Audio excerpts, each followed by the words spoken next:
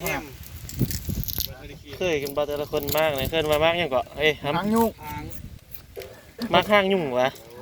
ห้างยุ่งมักฟางวะ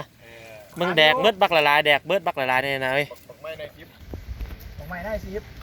คิดว่าคนเดียวมาเป็นตัวเนี่ยนะเฮ้ย มาเป็นตูดจบนี่แหละปะ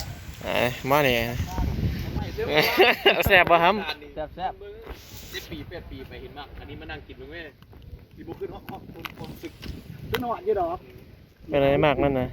ขึ้นล้าวไปแล้วล้าวไปเขาต้มมีกับข้าวไปแล้ว ระบาดซะดีเลย นั่งกินบักทางยุ่งละ ขนาดใหญ่เลยซะดี อยู่ของเล่ากัน แต่ละคน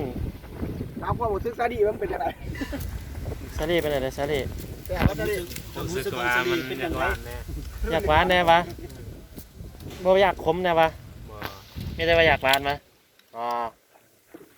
เบิ้งกิ ยิ้ น ม บน แม่ยิ้มใส่กล้องนะ กินบนปกละลายเนี่ยมึงเด้อหมอนี่สู้หำหมอนี่โลกามพร้อม หำแปะ คิมจองอึนขนาดใหญ่ขนาดน้ำผ้าเนี่ยศพกรรม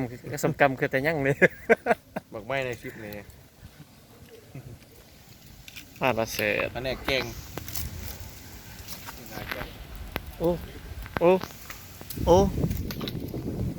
ว่าไว้ก่อนให้มันจุกกันให้กินวิดีโอเนาะ มึงดูบ่มีหยังนั่งเรียนสับหลาบนี่บ่มีหยัง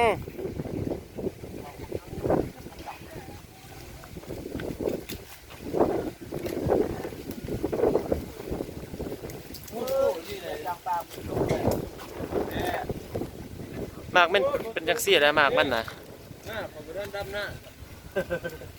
ขอสเกียวละลิงเอ้ยไปหอกม่วงแล้วถือภาพแล้วหน้าจับลูกโอ้ย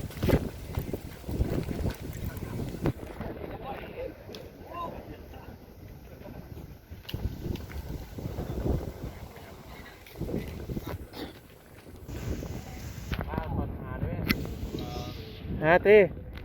วิธีหากินเนาะมันจังซี่เด้อวิธีโต๊ะวับโอ้ยบ่ตกวะ